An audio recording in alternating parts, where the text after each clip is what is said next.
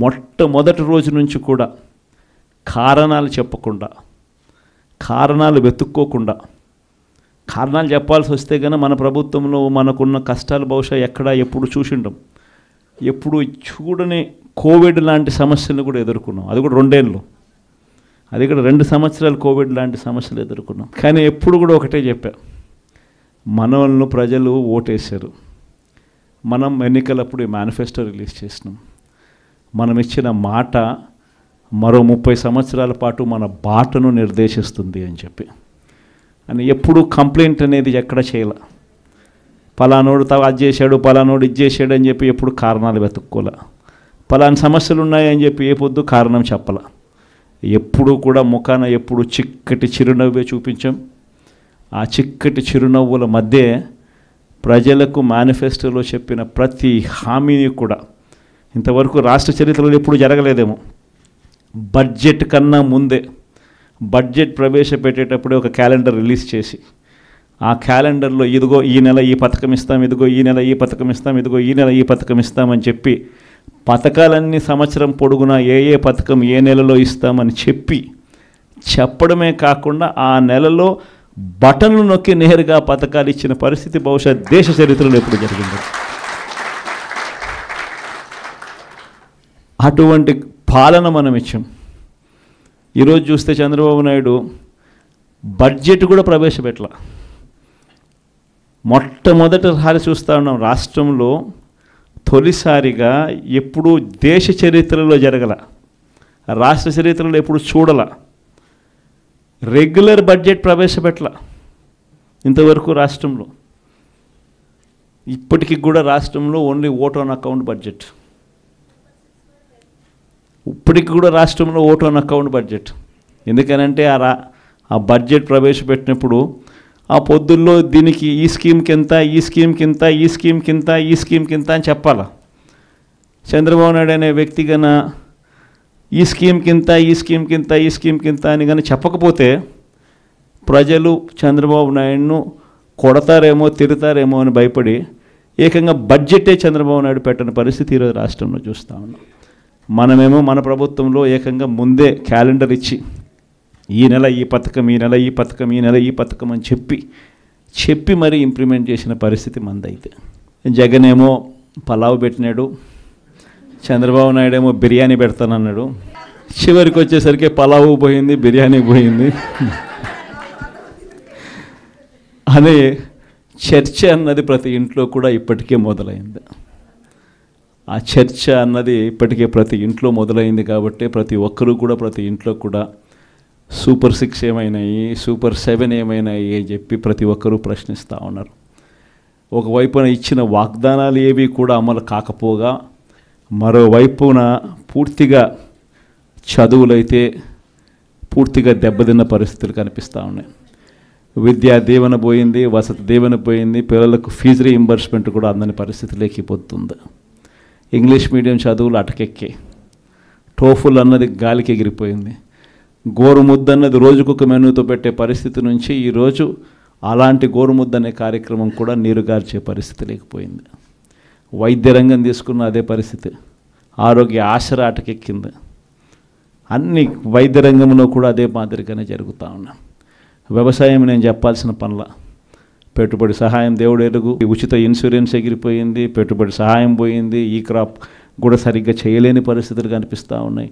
ఆర్బీకేలు అప్పుడే అటకెక్కేసి ప్రతి రంగంలోనూ కూడా మన హయాంలో డోర్ డెలివరీ జరిగే పథకాలు ఈరోజు డోర్ డెలివరీ అన్నది గాలికి ఎగిరిపోయింది. ఈరోజు తెలుగుదేశం పార్టీ కార్యకర్తలు ఇళ్లకు ఈరోజు అధికారులు పోయి అక్కడి నుంచి పంపిణీ చేస్తూ ఉండరు. ప్రజలు అక్కడికి పోవాలి, 2 నెలలు అక్కడికి పోకపోతే కనుక కట్. ఇప్పటికే 1,50,000 పెన్షన్ ఇప్పటికే కటింగ్ అయిపోయినాయి. ప్రతి అడుగులోనూ కూడా ఇదే జరుగుతూ ఉంది. కరప్షన్ గురించి నేను చెప్పాల్సిన పనుల మీ అందరికీ తెలిసిన విషయమే. ఇసుక అయితే మన హయాంలో ఇసుక రేటు ఉన్న రేటు కన్నా ఇప్పుడు ఇంకా ఇసుక ఎక్కువ రేటు అమ్ముతున్నారు.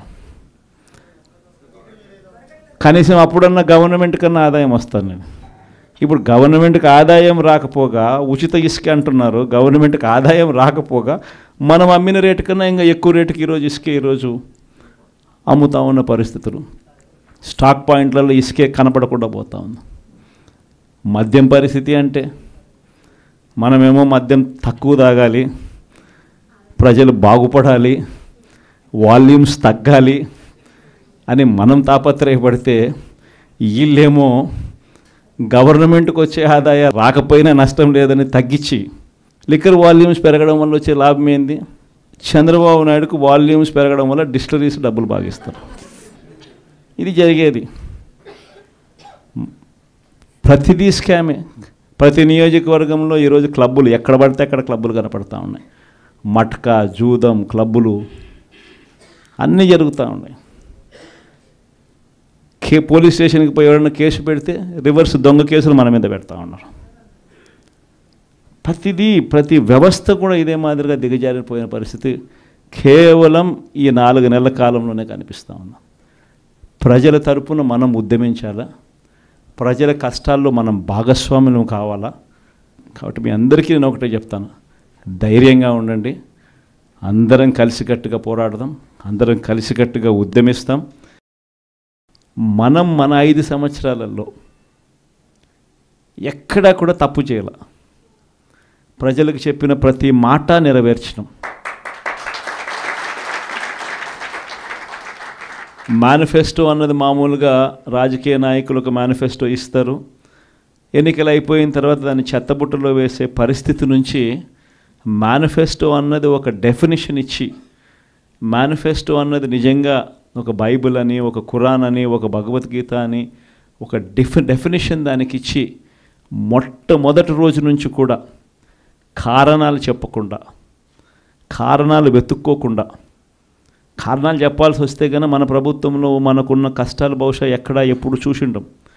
ఎప్పుడు చూడని కోవిడ్ లాంటి సమస్యలు కూడా ఎదుర్కొన్నాం. అది కూడా 2 ఏళ్ళు, అది కూడా 2 సంవత్సరాలు కోవిడ్ లాంటి సమస్యలు ఎదుర్కొన్నాం. కానీ ఎప్పుడు కూడా ఒకటే చెప్పా, మనల్ని ప్రజలు ఓటేశారు, మనం ఎన్నికలప్పుడు ఈ మేనిఫెస్టో రిలీజ్ చేసినాం, మనం ఇచ్చిన మాట మరో 30 సంవత్సరాల పాటు మన బాటను నిర్దేశిస్తుంది అని చెప్పి. అని ఎప్పుడు కంప్లైంట్ అనేది ఎక్కడ చేయాల, పలానోడు అది చేశాడు, పలానోడు ఇది చేశాడు అని చెప్పి ఎప్పుడు కారణాలు వెతుక్కోలే, పలానా సమస్యలు ఉన్నాయని చెప్పి ఏ పొద్దు కారణం చెప్పాల. ఎప్పుడు కూడా ముఖాన ఎప్పుడు చిక్కటి చిరునవ్వే చూపించాం. ఆ చిక్కటి చిరునవ్వుల మధ్య ప్రజలకు మేనిఫెస్టోలో చెప్పిన ప్రతి హామీని కూడా ఇంతవరకు రాష్ట్ర చరిత్రలో ఎప్పుడు జరగలేదేమో. బడ్జెట్ కన్నా ముందే బడ్జెట్ ప్రవేశపెట్టేటప్పుడే ఒక క్యాలెండర్ రిలీజ్ చేసి, ఆ క్యాలెండర్లో ఇదిగో ఈ నెల ఈ పథకం ఇస్తాం, ఇదిగో ఈ నెల ఈ పథకం ఇస్తాం, ఇదిగో ఈ నెల ఈ పథకం ఇస్తామని చెప్పి పథకాలన్నీ సంవత్సరం పొడుగునా ఏ పథకం ఏ నెలలో ఇస్తామని చెప్పడమే కాకుండా ఆ నెలలో బటన్లు నొక్కి నేరుగా పథకాలు ఇచ్చిన పరిస్థితి బహుశా దేశ చరిత్రలో ఎప్పుడు జరిగింది.